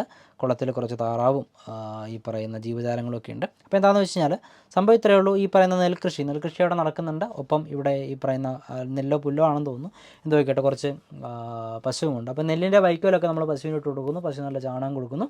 ഈ ചാണകത്തിൽ കുറച്ചൊക്കെ നമ്മൾ എന്ത് ചെയ്യുന്നുണ്ട്, ഇവിടെ ഈ പറയുന്ന കമ്പോസ്റ്റാക്കി എടുത്തിട്ട് കമ്പോസ്റ്റ് അല്ല, നമ്മുടെ എന്താ പറയുക, ബയോഗ്യാസ് ആക്കി എടുത്തിട്ട് കുറച്ചൊക്കെ നമ്മൾ വീടിൻ്റെ വീട്ടിലെ ആവശ്യത്തിന് ഉപയോഗിക്കുന്നുണ്ട്. ബാക്കി അതിൻ്റെ സ്ലറി വരുന്ന എന്ത് ചെയ്യുന്നുണ്ട്, അടുത്ത കൃഷിക്ക് അവിടെ ഉപയോഗപ്പെടുത്തുന്നുണ്ട്. ദെൻ വീണ്ടും കുറച്ച് ചാണകമൊക്കെ നമ്മൾ ഈ നെൽപ്പാടത്തേക്ക് ഇട്ട് കൊടുക്കുന്നു, അവിടെ വീണ്ടും നെല്ല് വളരുന്നു. ദെൻ ഇതിനൊക്കെ ശേഷം ബാക്കി എന്തെങ്കിലുമൊക്കെ ഈ പറഞ്ഞ കൃഷിയുടെ വേസ്റ്റുകളൊക്കെ ഉണ്ടെങ്കിൽ അത് നമ്മുടെ എന്താ പറയുക കുളത്തിലുള്ള ജീവജാലങ്ങൾക്കും കൂടി ഉപയോഗപ്പെടുന്ന രീതിയിലൊക്കെ. അപ്പോൾ അതായത് ഒന്നിൻ്റെ വേസ്റ്റ് മറ്റൊന്നിൻ്റെ പ്രൊഡക്ഷനുള്ള മെറ്റീരിയലാക്കി മാറ്റിക്കൊണ്ട്, വേസ്റ്റ് ഇല്ലാതാക്കി മാറ്റിക്കൊണ്ട് കംപ്ലീറ്റ് ഒരു 100% കിട്ടത്തക്ക രീതിയിലുള്ള കൃഷി രീതികളാണ് എന്ത്, സംയോജിത കൃഷി എന്നറിയപ്പെടുന്നത്. അപ്പോൾ അവിടെ ഒന്നും നമുക്ക് നഷ്ടം വരുന്നില്ല, എല്ലാം ലാഭത്തിലേക്ക് എത്തിക്കുക എന്നുള്ളതാണ് ആ ഒരു രീതി എന്ന് പറയുന്നത് കേട്ടോ. ഓക്കെ, ഇത്രയേ ഉള്ളൂ. ഇനി ഇവിടെ പറഞ്ഞിരിക്കുന്നുണ്ട് താറാവ് കൂട് മത്സ്യക്കുളത്തിന് മുകളിൽ വയ്ക്കുന്നതിനുള്ള പ്രയോജനങ്ങൾ നോക്കൂ. താറാവ് ഉപേക്ഷിക്കുന്ന തീറ്റ മത്സ്യങ്ങൾക്ക് ലഭിക്കും. താറാവിൻ്റെ കാഷ്ടം ജലസസ്യങ്ങളുടെ വർധനവിന് കാരണമാകും. ജലസസ്യങ്ങൾ മത്സ്യങ്ങളുടെ ആഹാരമാണ്. ജലാശയത്തിലെ കീടങ്ങൾ, പായലുകൾ, ഒച്ച്, തവളക്കുഞ്ഞുങ്ങൾ എന്നിവ താറാവിന് ഭക്ഷണമായി മാറുമെന്നൊക്കെ പറഞ്ഞിട്ടുണ്ട്. ഇനി കുറച്ച് ചോദ്യോത്തരങ്ങളൊന്ന് വായിച്ചു നോക്കാം. ഏത് പ്രവർത്തനമാണ് മണ്ണിൻ്റെ ഫലഭൂഷ്ടി വർദ്ധിക്കുന്നതെന്നാണ് ചോദിച്ചിരിക്കുന്നത്. ഒരേ കൃഷി ആവർത്തിച്ച് ചെയ്യുന്നു. കാർഷിക അവശിഷ്ടങ്ങൾ മണ്ണിൽ ഉപേക്ഷിക്കുന്നു. കാർഷിക അവശിഷ്ടങ്ങൾ ഉണങ്ങിയതിന് ശേഷം കത്തിക്കുന്നു. കാർഷിക അവശിഷ്ടങ്ങൾ എടുത്തു മാറ്റി കൃഷിസ്ഥലം വൃത്തിയാക്കുന്നു. ഏതായിരിക്കും? അപ്പോൾ ഇതിൽ വേണമെങ്കിൽ നമുക്ക് കാർഷിക അവശിഷ്ടങ്ങൾ മണ്ണിൽ ഉപേക്ഷിക്കുന്നത്, അതായത് കൃഷിക്ക് ശേഷമുള്ള, നമ്മൾ നേരത്തെ പറഞ്ഞ പോലെ പയർ, കൃഷിക്ക് ശേഷം പയറിൻ്റെ ബാക്കി പോർഷൻസ് നമ്മളവിടെ മണ്ണിൽ തന്നെ അവശേഷിപ്പിക്കുന്നതായിക്കോട്ടെ, കാർഷിക അവശിഷ്ടങ്ങൾ ഉണങ്ങിയതിന് ശേഷം കത്തിക്കുന്നതായിക്കോട്ടെ, ഇത് രണ്ടും മണ്ണിൻ്റെ ഫലഭൂഷ്ടി വർദ്ധിക്കുന്നുണ്ടെന്ന് പറയാം. ഒട്ടുമാവിനെ സംബന്ധിച്ച് ശരിയായ പ്രസ്താവന ഏത്? ആയുർദൈർഘ്യം കൂടുതലായിരിക്കും. ശരിയാണോ? അല്ല, ആയുർദൈർഘ്യം കുറവായിരിക്കും. കുറഞ്ഞ പരിചരണം മതി. അല്ല, നല്ല പരിചരണം വേണം. കുറഞ്ഞ കാലം കൊണ്ട് കായ്ക്കും. ശരിയാണ് കേട്ടോ, കുറഞ്ഞ കാലം കൊണ്ട് കായ്ക്കുമെന്നുള്ളതാണ് അവിടെ നമുക്ക് പറയാൻ പറ്റുന്നൊരു കാര്യം. അടുത്ത പട്ടികയുടെ അടിസ്ഥാനത്തിൽ നിഗമനങ്ങൾ രേഖപ്പെടുത്താനാണ് പറഞ്ഞിരിക്കുന്നത്. ജൈവവളം, ഓക്കെ പോട്ടെ, ഇത് നമുക്കറിയാവുന്ന കാര്യം, നേരത്തെ പറഞ്ഞ കാര്യം തന്നെ, ശരിയായിട്ടുള്ളൊരു ടേബിൾ തന്നെ കൊടുത്തിരിക്കുന്നത്, പ്രത്യേകിച്ച് കാര്യങ്ങളൊന്നുമില്ല. അപ്പോൾ കുറേ നാളുകൾക്ക് ശേഷം നമ്മുടെ ക്ലാസ് എടുത്തതാണ്, അതിന് അതിൻ്റേതായ പോരായ്മകൾ ഉണ്ടാകുമെന്ന് എനിക്കറിയാം, കുറച്ച് ലെങ്തി ആയിപ്പോയെന്ന് എനിക്ക് സംശയമുണ്ട്.